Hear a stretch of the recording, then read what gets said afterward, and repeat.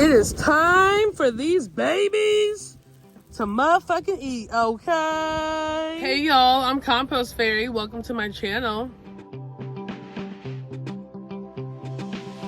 Okay, so welcome to any new subscribers. So happy you're here. Thank you for subscribing. I am someone who is just so excited about compost and gardening. I just want to share that knowledge and love with the world. So thank you for being here, and I hope you learned something. I wanted to feed the worms today and show you how I feed them, what I feed them, what things I do with the foods I feed them, things like that. So you may be wondering, what the fuck is vermicomposting? Well, it's when you compost with worms. The worms do a lot of the work for you. So you feed them your food scraps and your brown material, they eat it up, and then they poop it out. And the poop is the castings, and those castings are really rich and great for plants, great for soil, and just great for overall just like health in the world. It's really amazing what their poop can do. A lot of people will like pay money to get vermicastings, okay? So imagine being able to make that black gold on your motherfucking own. Let's get into it. So I grabbed a random ass bucket, and I'm already trying to collect things from my kitchen that need to be composted. So as you can see, I have these old ass cucumbers. The worms are gonna love this. But what I really wanna highlight are frozen food. So wow, this is all of the frozen food I've accumulated.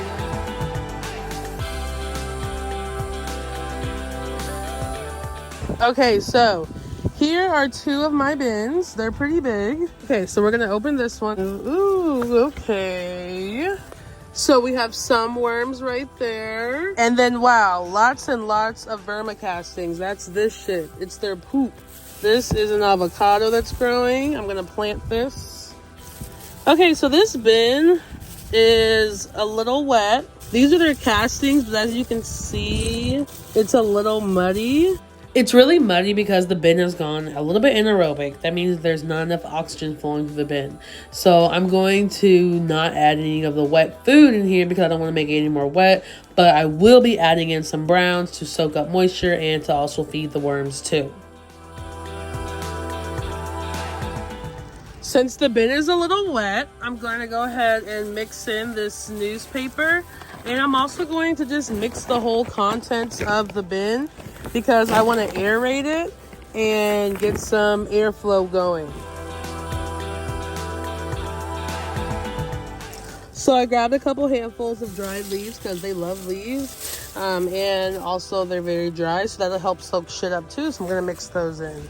All right, so I've mixed in my newspaper and I've also mixed in those leaves. So I'm gonna go ahead and just feed this one. Now, okay, I'm gonna show you on the screen how it looked when I mixed the other one. So you can see it again. And now I want you to see this one. Now this is what I want.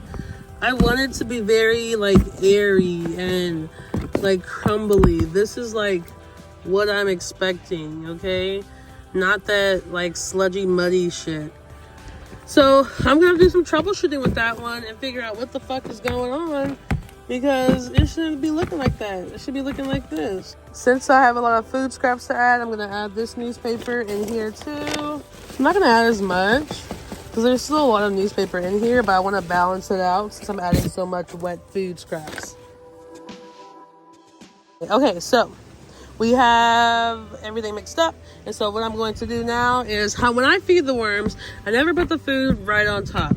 I always move the castings back. They kind of get towards the bottom-ish / middle, and then I put my food scraps in. Watermelon, it's super frozen, it's gonna be super wet, but I'm just gonna throw it in there. Honestly, y'all, this is my first time doing a frozen, like feeding my worms frozen food, so we're all learning and gonna see how this goes. But I know it's good. I know people do it and have had success with it, so I'm not tripping.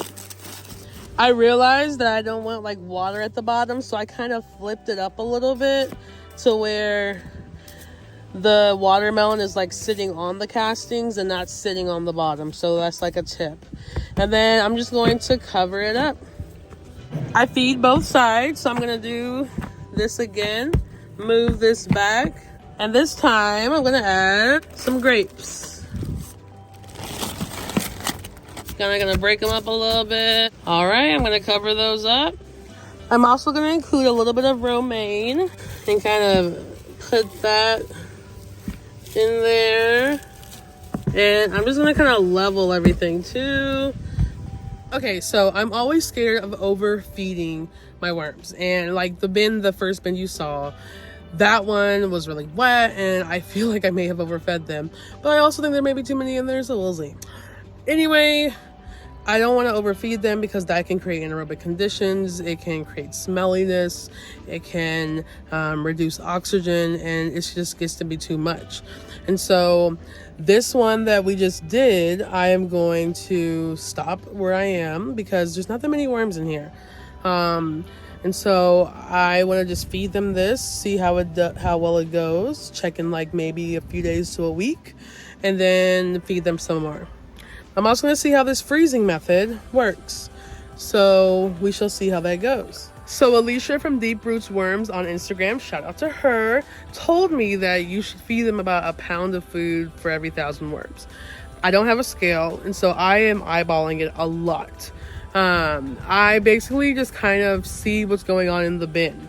If there's still food from before, I don't feed them. I don't want to overfeed them and create those conditions that I just told you about. If there's no food, then I'm going to go ahead and feed them. But I'm also going to add some browns to give it some balance, to soak up any excess moisture, to bring about some like energy for microbes present in the bin, and also as a way to give them some like roughage, something different than just sloppy foods to eat.